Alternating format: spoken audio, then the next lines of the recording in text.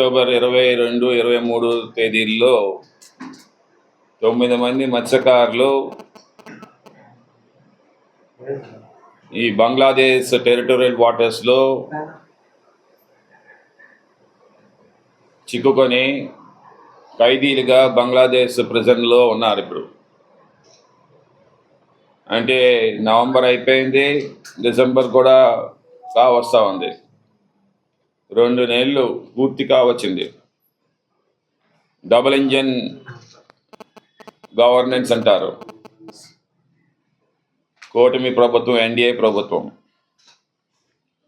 But what happened అని నేను ప్రశ్నిస్తా ఉన్నాను లోకేష్ సార్ని. Wear the diplomacy, diplomatic way of dealing ఉండాలి ఎప్పుడు కూడా. బంగ్లాదేశ్ మనకి శత్రు దేశం కాదు. పాకిస్తాన్ అంటే మన శత్రు దేశం, కానీ బంగ్లాదేశ్ అంటే మన మిత్రదేశమే. శ్రీలంక కూడా మన మిత్రదేశమే. విత్ ఇన్ డేస్ మనం ఏదైనా సరే డిప్లొమాటిక్గా డీల్ చేసి మన మత్స్యకారులు రప్పించుకోవచ్చు. మన లీగల్ వ్యవస్థ ఉంది, ఇంటర్నేషనల్ లా ఉంది. Jaishankar external affairs minister, okay, ఢాకాలో మన high commission, above all else మన సెంట్రల్ మినిస్టర్ రామ్మోహన్, పక్క జిల్లా శ్రీకాకుళం జిల్లా.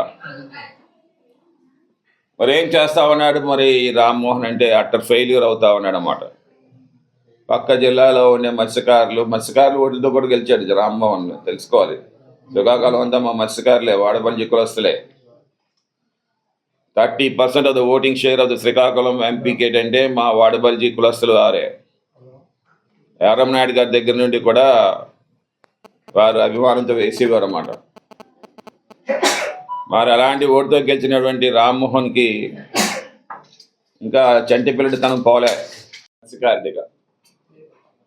సో అది నేను చెప్తా ఉన్నాను.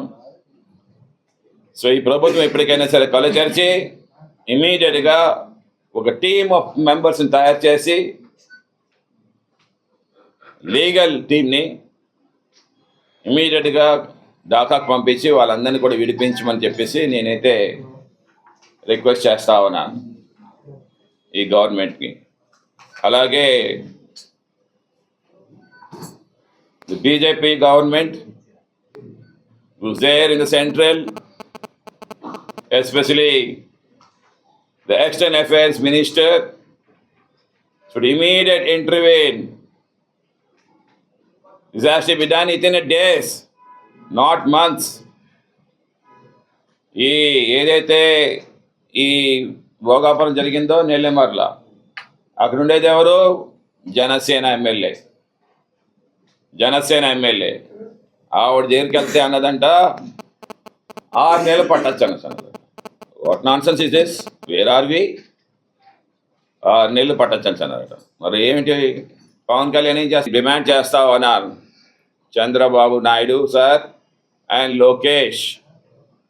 Immediately release 5 lakhs rupees for each కుటుంబం, ఈచ్ ఫ్యామిలీ. 5 లక్షలు రిలీజ్ చేయండి ఇమీడియట్గా. ఎందుకంటే ఇంటి యజమాని బంగ్లాదేశ్లో ఉంటే చాలా ఖర్చులు ఉంటాయి, వాళ్ళకి చాలా ఖర్చులు ఉంటాయి. అలాగే ఇంటర్నేషనల్ లా ఒకటి చెప్తా ఉందన్నమాట.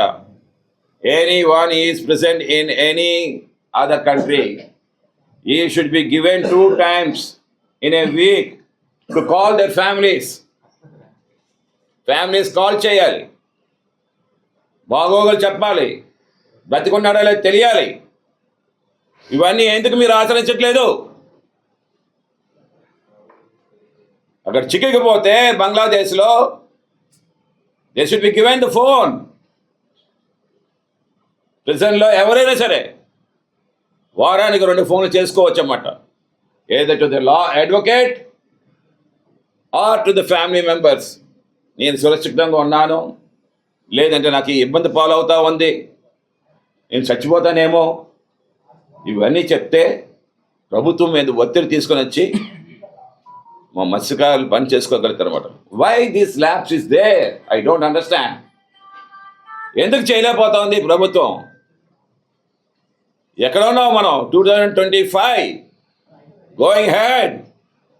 2027 కల్లా 2047 కల్లా మనం ఒకటి నంబర్ 1 ఇన్ ఇండియా. చూడండి యంగ్స్టర్స్ ఎంత మంది ఉసురు పోసుకుంటా ఉన్నారు వీళ్ళందరూ కూడా.